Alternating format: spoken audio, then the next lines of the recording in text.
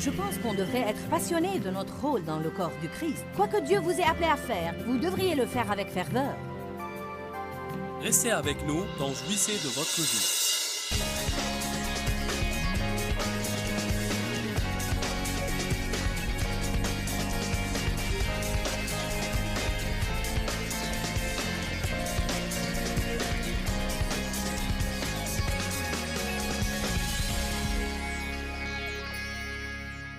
On peut être si fervent à un certain temps de notre vie dans notre relation avec Dieu. On peut se réjouir d'un travail qu'on croit que Dieu nous a donné. Ou être passionné par un ministère ou des circonstances particulières. Vous devez bien comprendre que la chair s'enthousiasme des choses nouvelles.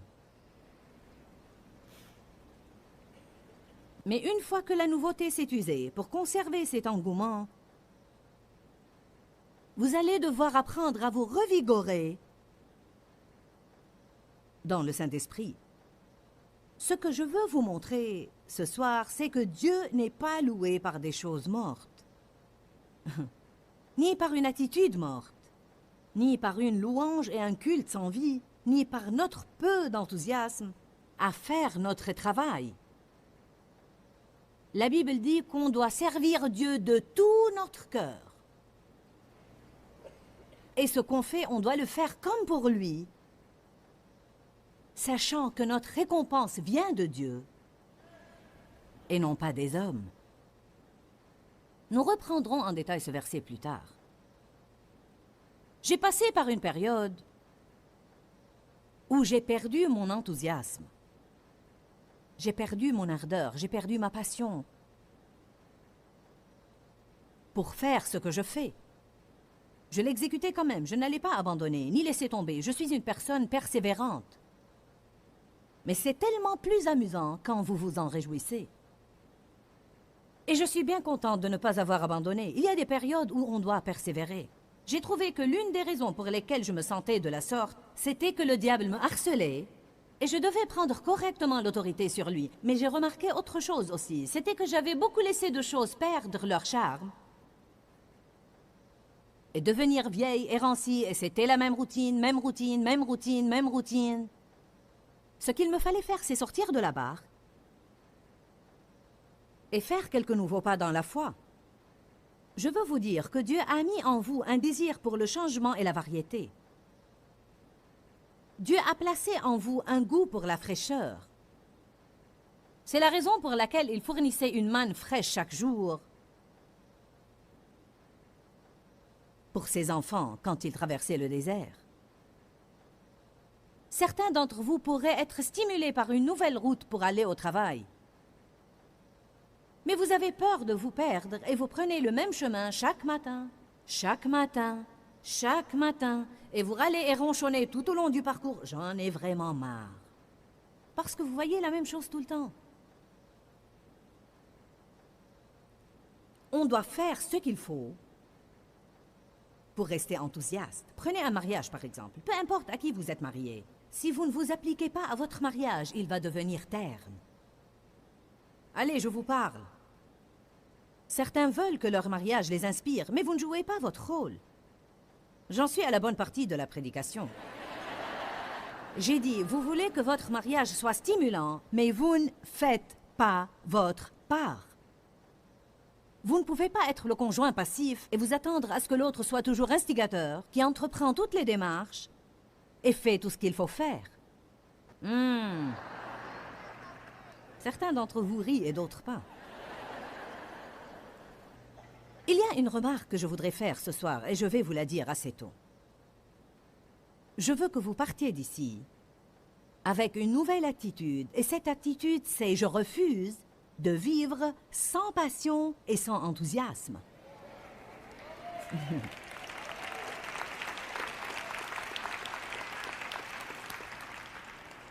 Qui de vous en a marre d'en avoir marre? Vous en avez marre d'être ennuyé et vous voulez que cette flamme revienne. Ce feu scellé dans mes os. Même si je dois voyager partout et faire ça, je veux m'en réjouir.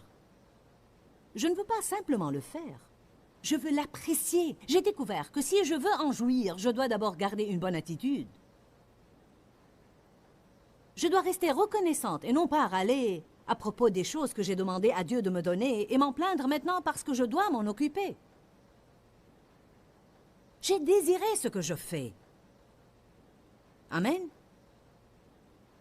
Et je dois leur garder une certaine fraîcheur. Je veux que vous partiez d'ici ce soir refusant à jamais de vivre sans passion et sans ardeur, parce que je crois qu'on devrait être passionné de Jésus. Je pense qu'on devrait être passionné de notre rôle dans le corps du Christ. Quoi que Dieu vous ait appelé à faire, vous devriez le faire avec ferveur. Si votre tâche maintenant est d'être une épouse merveilleuse et une mère formidable, faites-le avec passion. Faites-le du mieux que vous puissiez faire. N'offrez jamais à Dieu un effort réticent et un effort tronqué. Si vous voulez vraiment louer Dieu, alors louez Dieu. Je ne dis pas que tout le monde doit sauter et courir tout autour de l'église pour louer Dieu convenablement, mais il y a quelque chose qui ne va pas quand on apporte des sacrifices de louange dans la maison. La Bible dit que ce ne sont pas les morts qui louent le Seigneur.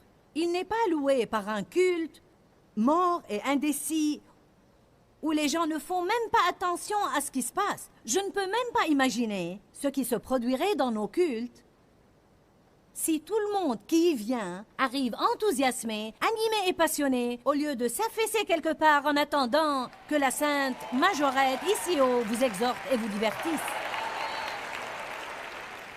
Parfois, je sens comme si les gens disaient « Je te brave de me divertir ». Voyons un peu si tu es assez bonne, Joyce, pour arriver à esquisser un sourire sur mon visage. Je ne veux pas applaudir. Vous n'avez aucune idée ce que ça fait pour le prédicateur ou le pasteur. Si vous paraissez intéressé, si vous prenez des notes, si vous souriez, si vous êtes à l'heure, si vous ne partez pas au milieu de l'homélie. C'est étonnant ce qu'on peut faire avec un peu d'aide. C'est fou comme ça incite à donner le meilleur de soi. Vous savez, dans l'Apocalypse 2, allons à l'Apocalypse. Non, attendez, je vous avais dit Romains 12. Lisons Romains 12, 11. Il dit « d'un zèle sans nonchalance ». Maintenant, le mot « zèle » signifie empressement et intérêt ardent. Le mot « zèle » touche à la passion, et la passion veut dire un esprit fervent, intense, une force motrice. Laissez-moi vous poser une question. Pensez-vous que vous obtiendrez grand-chose de ce message si je vous le prêchais sans aucune passion? Si je prêchais sans aucune ferveur, sans aucun enthousiasme, il ne vous serait même pas crédible. Ce n'est pas simplement les mots qu'on utilise, mais c'est l'ardeur, le zèle qui nous anime. C'est le feu dans lequel on vit et ces étincelles qu'on peut envoyer aux autres. Vous devez œuvrer et vous devez inciter les autres à désirer ce que vous avez.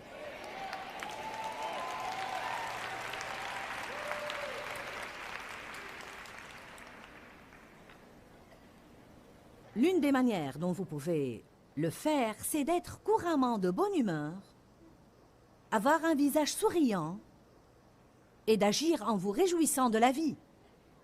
Tout le monde veut jouir de la vie. Je pense que l'un de nos plus grands besoins est simplement de jouir de la vie quotidienne. Pour jouir de la vie et être enthousiaste, écoutez-moi maintenant, parce que c'est important. Pour être passionné et enthousiasmé de la vie, on n'a pas besoin d'avoir quelque chose de rutilant tout le temps. En d'autres termes, je veux qu'on apprenne à être fervent sans avoir besoin de quelque chose de fascinant.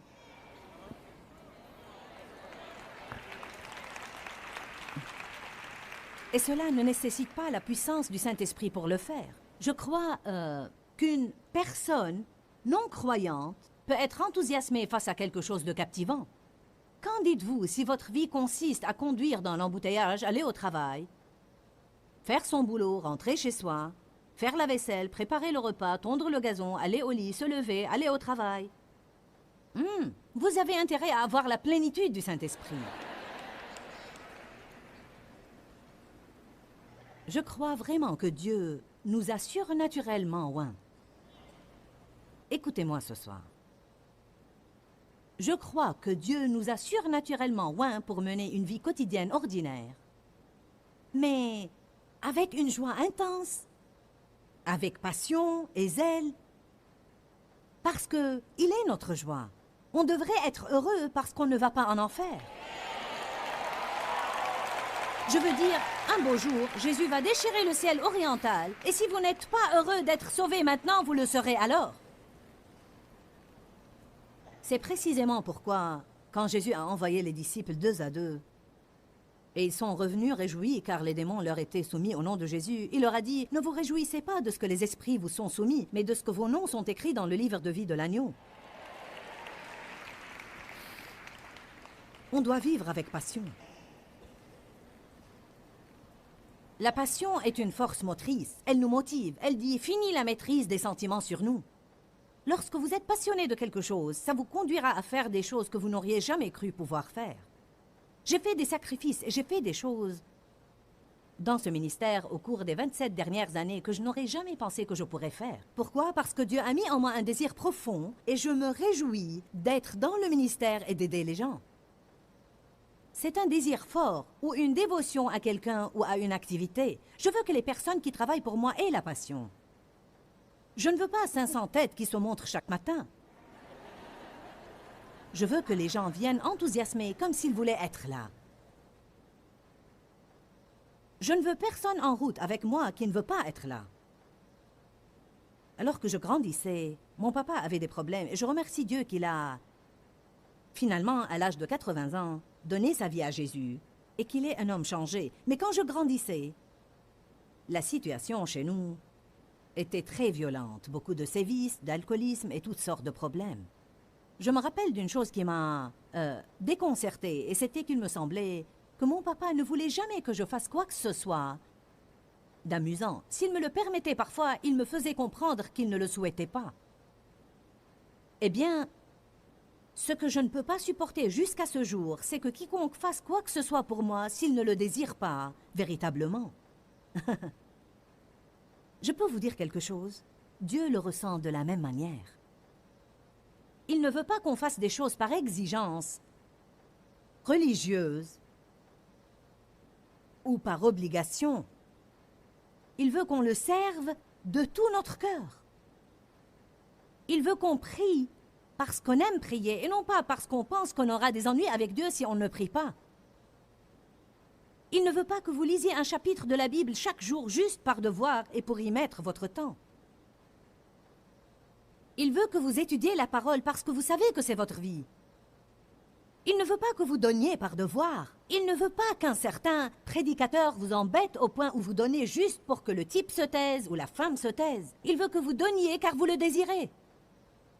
Il veut que vous donniez parce que vous l'aimez. Je pense qu'on doit examiner nos motivations. Non seulement ceux qui sont ici, bien sûr, mais les millions qui regardent cette émission à la télé. Je vous exhorte ce soir d'être passionné, intéressé, enthousiaste, rempli de zèle et de servir Dieu de tout votre cœur. En fait, si tout ce à quoi vous vous attendez demain matin n'est qu'un autre évier rempli d'assiettes sales, allez donc les attaquer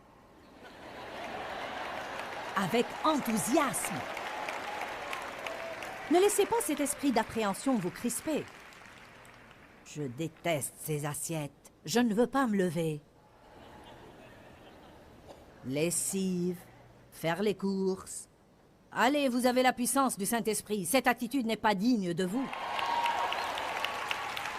Je n'essaye pas de gonfler les gens. Je veux pouvoir sortir dans la rue et je veux pouvoir reconnaître qui est chrétien et qui ne l'est pas sans avoir à vérifier l'autocollant sur votre pare-choc. Et même après cela, me demander pourquoi les gens l'ont sur leur voiture. Je pense qu'on doit pouvoir regarder quelqu'un et dire « Je parie qu'il est sauvé ». Allez, on est censé être différents, des lumières, dans un monde de ténèbres. Je vais vous dire quelque chose. Je l'ai prêché souvent ces derniers temps parce que je vous assure que ça marche et c'est la vérité. Vous serez surpris à quel point vous vous sentirez plus heureux si vous prenez l'habitude de sourire. Vraiment, lorsque vous souriez, vous pouvez littéralement sentir votre morale remonter. Tout simplement.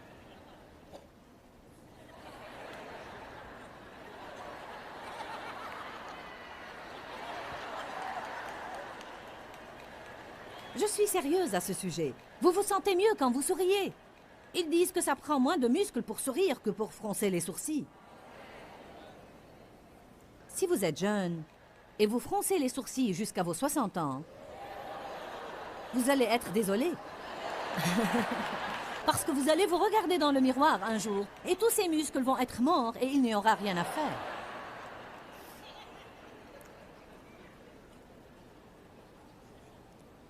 Le zèle. Romains 12, 11. D'un zèle sans nonchalance et sans paresse, et d'un esprit fervent et embrasé, servez le Seigneur. Apocalypse 2. Je sais qu'en prêchant ceci, il doit y avoir certains qui pensent « Je ne me sens pas passionné. Je ne me sens pas enthousiasmé. » J'imagine Paul en train de prêcher à Timothée dans 2 Timothée chapitre 1.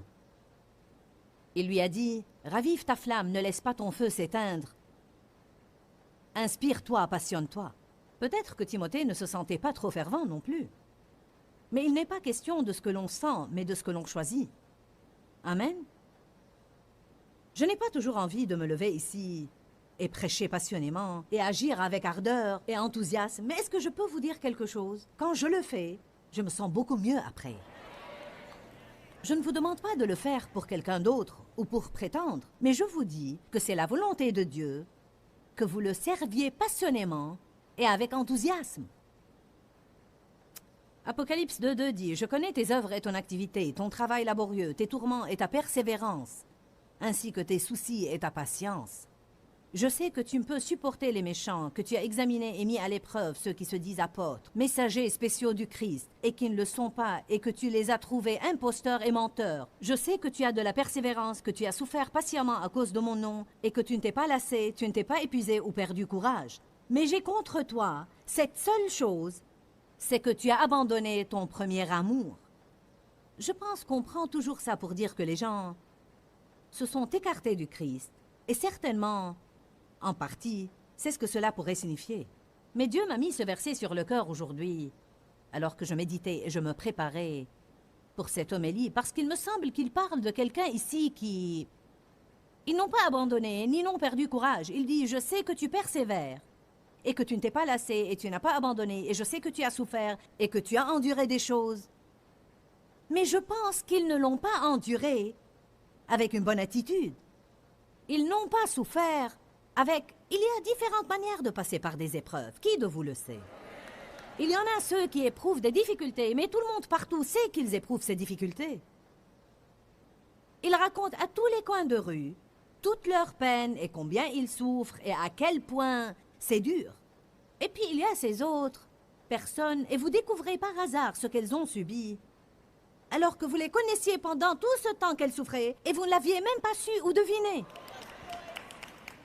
Vous savez, on finit par respecter ces gens-là, et on admire des personnes pareilles, parce qu'on pense, tout ce temps-là, alors que vous enduriez tout ça, vous pourvoyez aux autres, vous voulez dire que tout au long de cette épreuve, vous louiez constamment Dieu, et qu'au cours de cette pénible expérience, vous étiez toujours à œuvrer et à servir à l'Église, vous voulez dire que tout ce temps durant, vous aviez toujours le visage souriant et parliez positivement?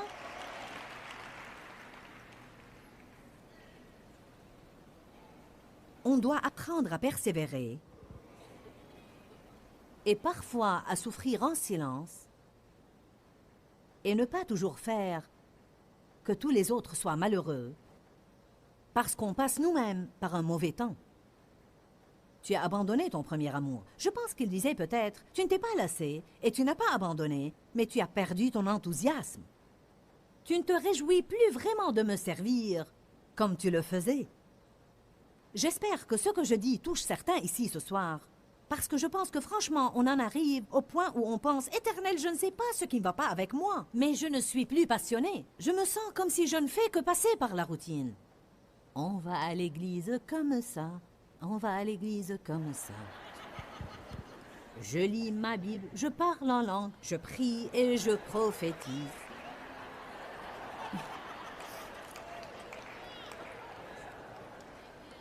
Est-ce que je dis la vérité? Qu'est-ce que tu en penses, Denise? Tu sais exactement de quoi je parle ce soir. Je te connais depuis assez longtemps. Amen? C'est vrai, n'est-ce pas? Et tu aimes Dieu, et tu as un ministère, mais tu es assise ici.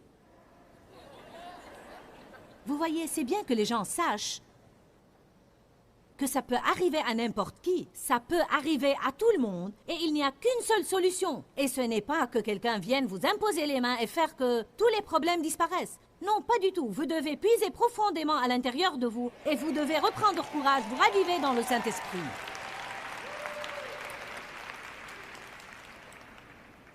J'ai entendu une dame dire quelque chose récemment qui m'a vraiment frappée. Je ne sais pas si vous en recueillerez la même chose que moi, mais elle a dit « Ne laissez pas ce qui était autrefois votre miracle devenir un mémorial. » Et un mémorial est un monument en pierre ou en bois, mort et froid, qui se tient là pour vous rappeler quelque chose qui était vivant autrefois. Est-ce que ton lève-toi Eva s'est levé et s'en est allé? Je pense que c'en est le cas pour beaucoup. Avez-vous perdu votre enthousiasme, votre feu et votre ardeur? Si oui, vous devez le récupérer. On doit être passionné de nos vies. Jésus est mort pour qu'on puisse nous réjouir de notre vie quotidienne. Dieu nous a oints pour vivre notre vie quotidienne avec une joie intense et on doit tout attaquer avec passion et ardeur. On doit reprendre courage et nous revigorer dans le Saint-Esprit. Dis-leur que je les aime. Dans ce livret, Joyce Meyer donne une révélation de l'amour de Dieu pour nous. Pour obtenir ce livret gratuitement, écrivez-nous à Joyce Meyer, boîte postale 40095-6300 Larnaca, Chypre. Ou bien visitez notre site web www.joycemeyer.org/fr.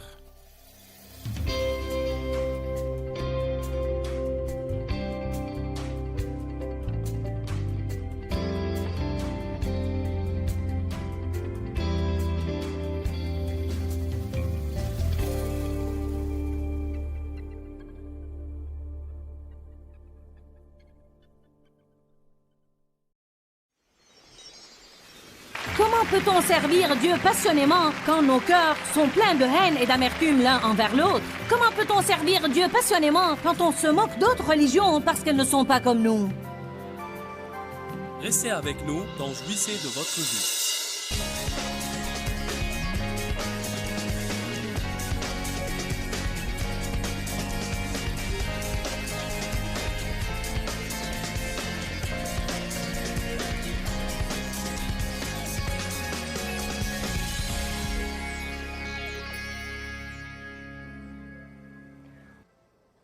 Verset 6. Sachez-le, celui qui sème peu et chichement moissonnera peu et chichement. Mais celui qui sème largement, pour bénir quelqu'un, moissonnera largement et avec bénédiction. Verset 7. Que chacun donne comme il a résolu et selon la décision de son cœur, sans tristesse, ni chagrin, ni contrainte, car Dieu aime, il prise plus qu'autre chose, et il n'est pas prêt à abandonner ou se passer de celui qui donne avec joie, facilement, sans hésiter, et de tout son cœur. Que pensez-vous que ça fait au Seigneur quand on nous parle de donner et on pense « J'espère qu'ils en finiront avec ça ». Je ne suis pas là pour entendre ceci, mais pour la prédication.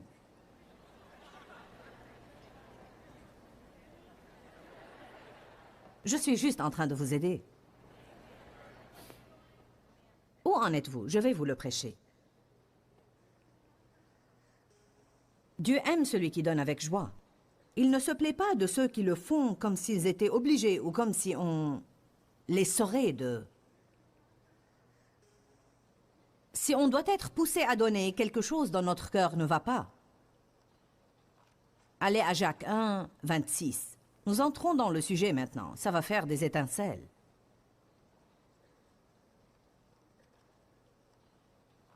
Je vais vous dire quelque chose, et je ne le dis pas de façon prétentieuse, je vous le dis simplement. J'étais l'une des personnes les plus égoïstes et égocentriques qu'on puisse trouver dans le monde. Je donnais des offrandes, mais ça ne venait pas de mon cœur. J'ai appris comment devenir une personne qui donne de son cœur. Je ne donne plus, je suis devenue une donatrice. Et il y a une différence. Ça a apporté plus de joie dans ma vie que vous ne pourrez jamais l'imaginer. Parce que la seule chose qui fait que vous ne soyez plus soucieux de vous-même, c'est d'avoir vos pensées occupées par ce que vous pouvez faire pour les autres. Allez, maintenant, je dois prêcher ceci à quelqu'un ce soir. J'ai dit, il n'y a qu'une seule chose qui va garder nos pensées détachées de nous-mêmes, et c'est de les cibler exprès sur ce qu'on peut faire pour quelqu'un d'autre. Et j'ai appris à demander à Dieu quotidiennement, « Seigneur, montre-moi ce que je peux faire pour quelqu'un d'autre. » S'il ne dit rien, alors c'est moi qui suggère quelque chose, parce que je ne vais pas vivre sans donner. Finalement, il y a environ 15 ans de cela, j'en ai eu marre de moi-même. Moi, et moi alors. J'ai dit, je ne veux plus penser à moi, parler de moi, entendre parler de moi, ne m'occuper que de moi. Certains ne se rendent pas compte pourquoi ils sont malheureux, et c'est simplement parce qu'ils sont égoïstes et égocentriques et tout absorbés par eux-mêmes, et ils n'ont aucun zèle ou enthousiasme pour quoi que ce soit parce qu'ils sont leur propre monde. Allez, je prêche bien. Je vais aller à l'église et recevoir ma bénédiction. Avez-vous prié pour le prédicateur et pour le groupe responsable du culte avant? Avez-vous encouragé ceux qui gardent vos petits chaque semaine dans la garderie? Avez-vous souri aux autres? Vous savez de quoi je parle. On a tous besoin d'entendre ça. Si vous n'en avez pas besoin, je me le prêcherai à moi-même. Jacques 1, versets 26 et 27. Que quelqu'un comprenne cela ce soir.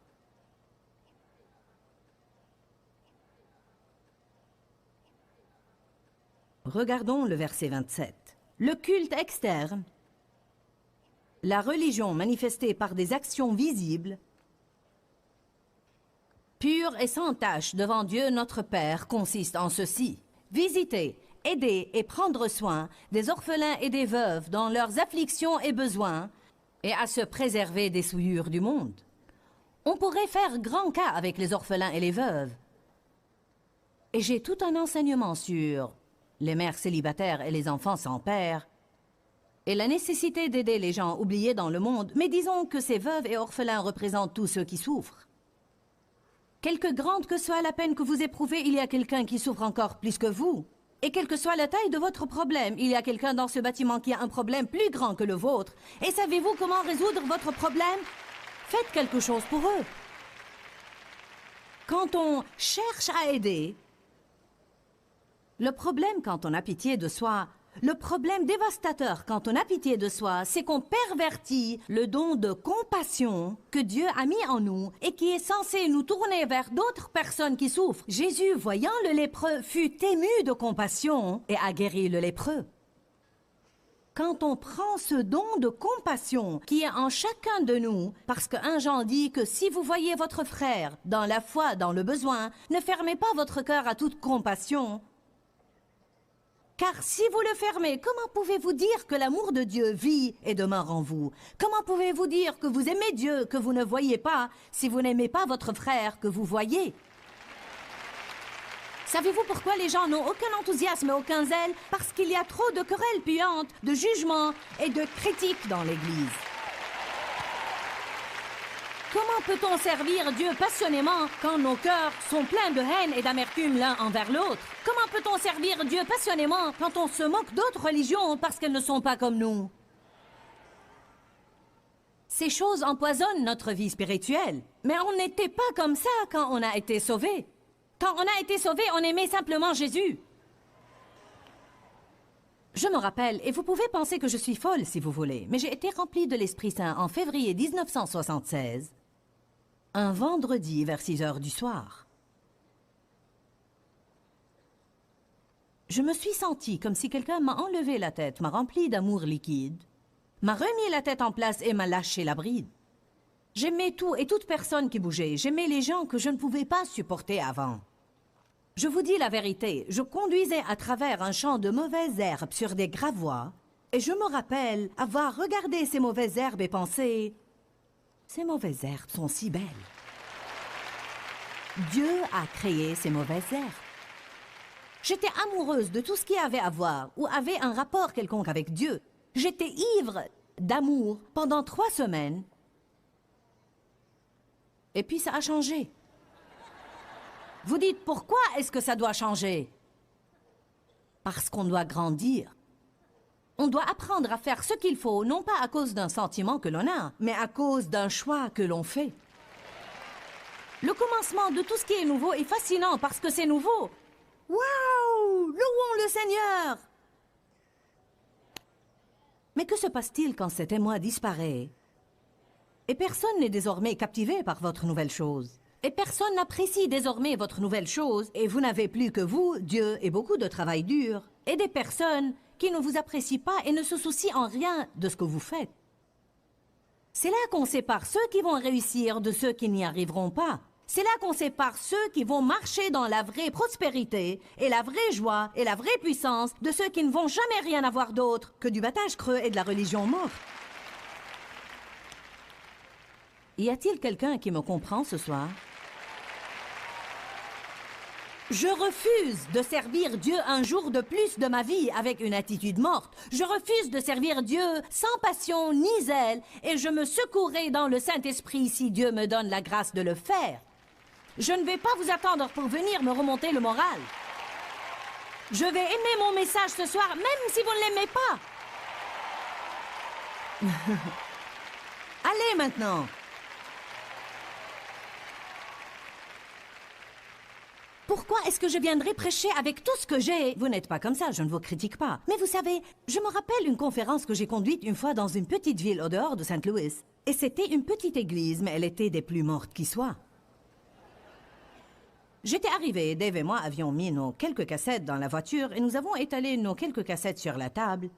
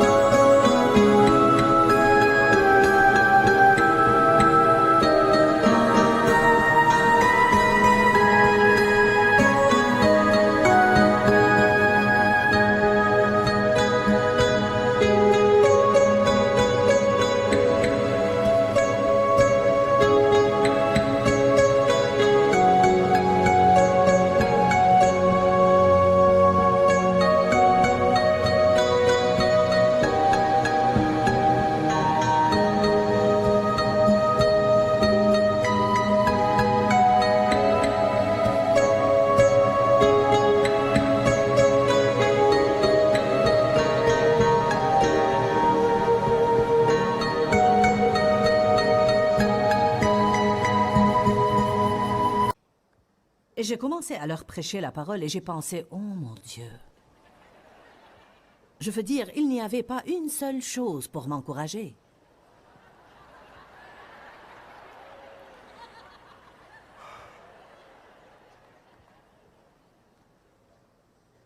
Et quand c'était terminé, et croyez-moi, je regardais ma montre ce soir-là.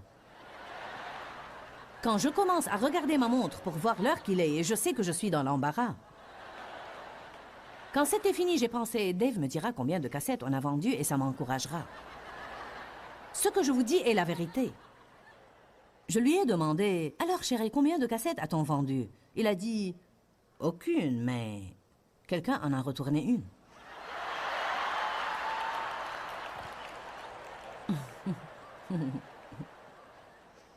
Mais vous voyez, ce que j'ai fait alors, c'est que, et j'en sais plus long depuis, je les ai laissés voler ma joie. J'ai laissé leur inertie éteindre ma flamme. J'ai laissé leur manque d'enthousiasme refroidir et glacer mon enthousiasme et mon feu. Mais vous savez, on doit cesser de laisser les autres contrôler le degré de notre joie.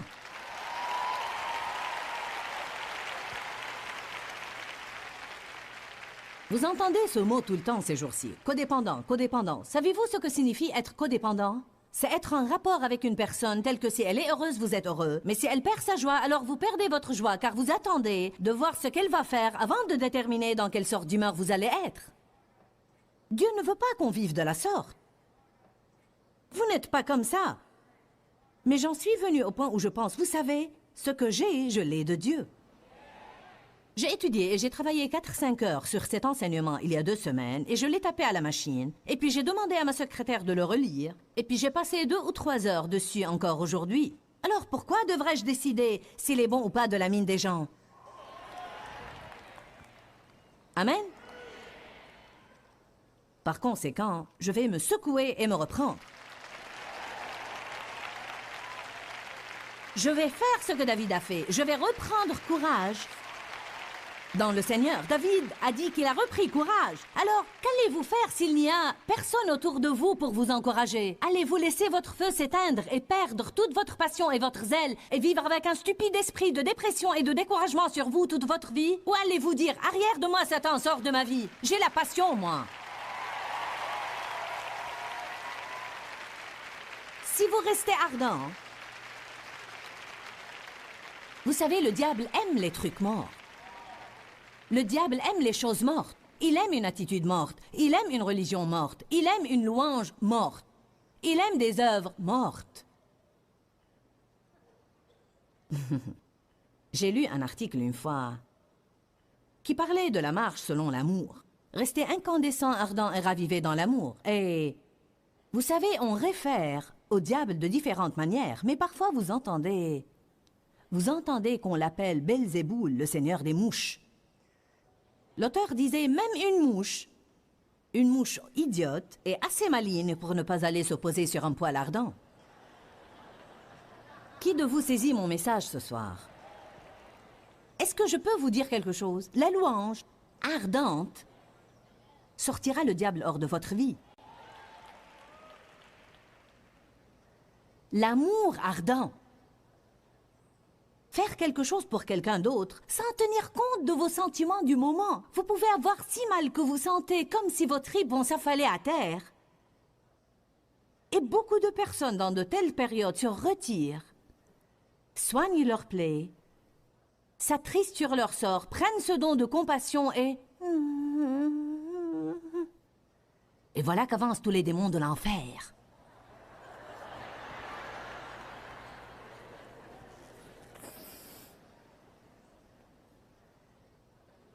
En fait, j'ai enseigné ce message sur l'amour pendant 15 ans. Ça m'a littéralement sauvé la vie. D'une façon ou d'une autre, je l'intercale dans beaucoup de mes prêches, mais Jésus dit que c'est à ceci que nous reconnaîtrons les croyants. C'est par l'amour qu'ils ont l'un pour l'autre.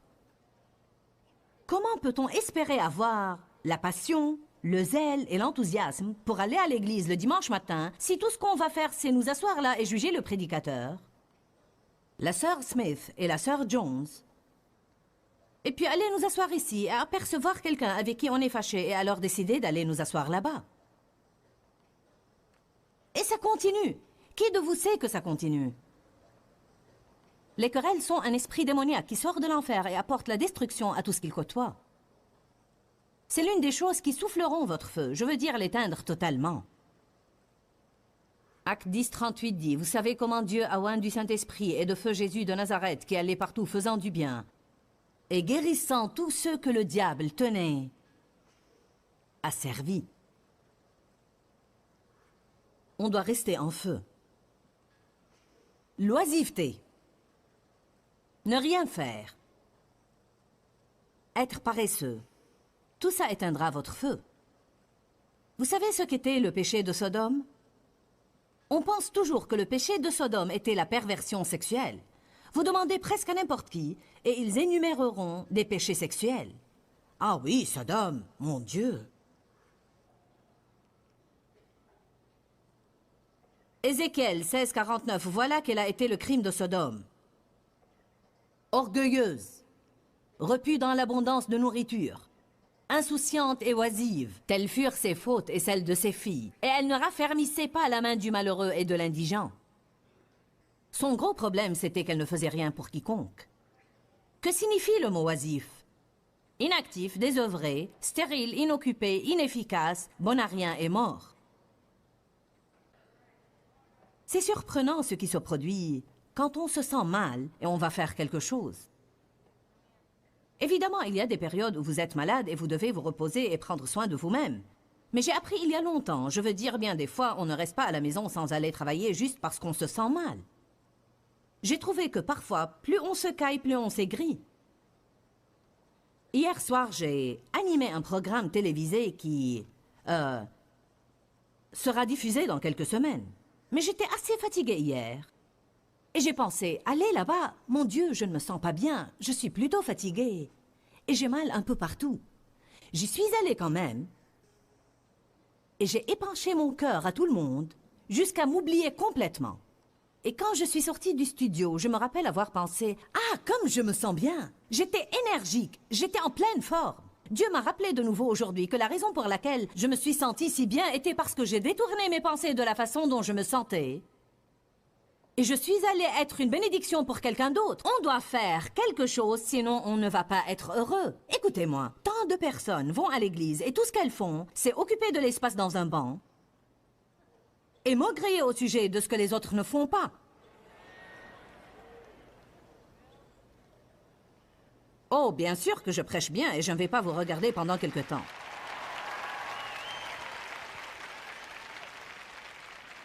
« 20% des gens font 80% du travail ou 100% du travail. Et ils deviennent exténués et surmenés parce que chacun ne fait pas sa part.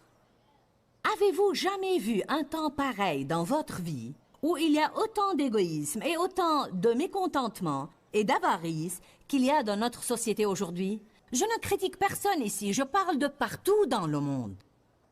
Je vous dis qu'il y a une raison pour ça. Il y a une raison pour toute cette tristesse. Il y a une raison pour tous les problèmes mentaux et les problèmes émotionnels que les gens ont. Et je crois qu'ils sont tous liés à « et moi donc, et moi donc, et moi donc ». Vous dites « non, ce n'est pas ça, j'ai des problèmes ». J'ai des problèmes. Je suis sûre que vous en avez. J'ai des problèmes aussi. Vous ne savez pas ce que j'ai enduré l'année dernière. Vous n'avez aucune idée de ce qui s'est passé au cours de cette dernière année, mais je n'ai jamais arrêté de servir. Car ça ne va rien faire de bon. Ça ne va pas résoudre mon problème si je reste chez moi à nourrir mon chagrin. Amen. Ah non, je ne vais pas faire ce robot. Je fais ça tout le temps. Vous autres, vous allez me pousser à le faire, n'est-ce pas?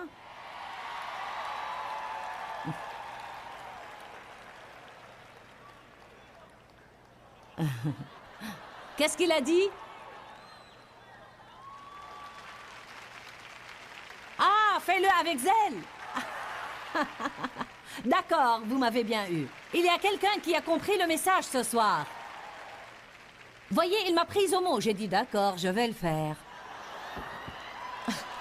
C'est exactement ce dont je parle ce soir. Oh. Bon point, c'est un bel exemple juste là. C'est exactement le genre de choses dont je parle. D'accord.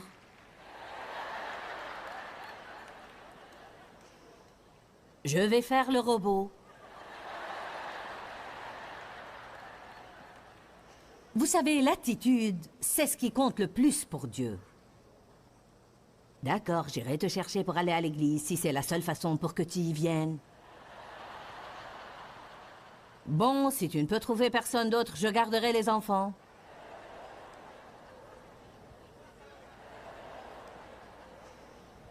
Oh là là. Je dois encore aller au supermarché. Je ferais mieux d'aller prier, sinon le prédicateur va me demander où...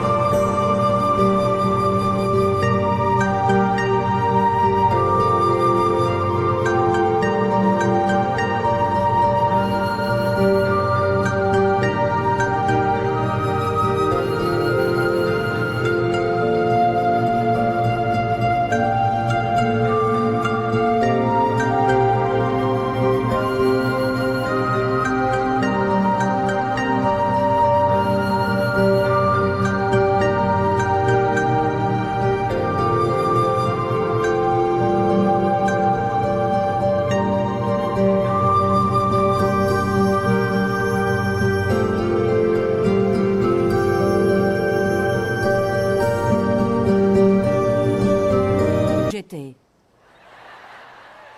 Et voilà. Oh Dieu. Oh Dieu. Quel intérêt pensez-vous que ça va avoir? Dieu regarde au cœur. Savez-vous ce que le Seigneur m'a dit une fois? Honnêtement, je me rappelle exactement où j'étais chez moi, quand Dieu essayait de m'enseigner ces choses. Il m'a dit, je ne veux pas que tu me donnes une chose de plus par devoir. Si tu ne veux pas faire quelque chose pour moi, alors ne le fais pas.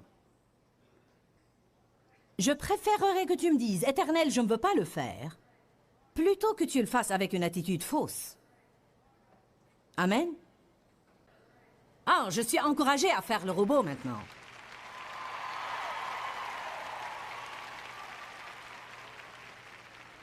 Pensez-y un peu. Quand on fait quoi que ce soit avec une attitude morte, ni elle fait plaisir aux gens, ni elle nous satisfait. Ainsi, on ferait mieux d'en faire moins. Oh oh, je sens une nouvelle révélation. Car une autre raison pour laquelle les gens n'ont pas l'enthousiasme, c'est parce qu'ils sont surmenés. Ils essayent d'en faire tellement qu'ils arrivent au point où ils ne veulent plus rien faire.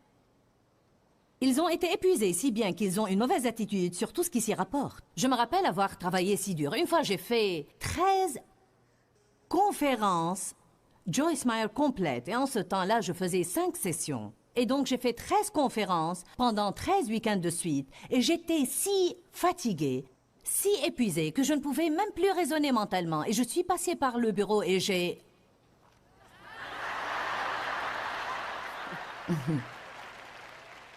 Oui, c'est vrai. Quelqu'un m'a dit quelque chose à propos de Joyce. J'ai dit, ne me parle plus des ministères de Joyce Meyer. Je ne veux pas qu'on parle des ministères de Joyce Meyer. Est-ce que ton lève-toi Eva s'est levé et s'en est allé? Je pense que c'en est le cas pour beaucoup. Avez-vous perdu votre enthousiasme, votre feu et votre ardeur? Si oui, vous devez le récupérer. On doit être passionné de nos vies. Jésus est mort pour qu'on puisse nous réjouir de notre vie quotidienne. Dieu nous a oints pour vivre notre vie quotidienne avec une joie intense. Et on doit tout attaquer avec passion et ardeur. On doit reprendre courage et nous revigorer dans le Saint-Esprit. Pourquoi, Seigneur, pourquoi? Dans ce livret, Joyce Meyer nous enseigne à travers la parole comment être délivré de la confusion. Pour obtenir ce livret gratuitement, écrivez-nous à Joyce Meyer, boîte postale 40095-6300 Larnaca, Chypre. Ou bien visitez notre site web www.joycemeyer.org/fr.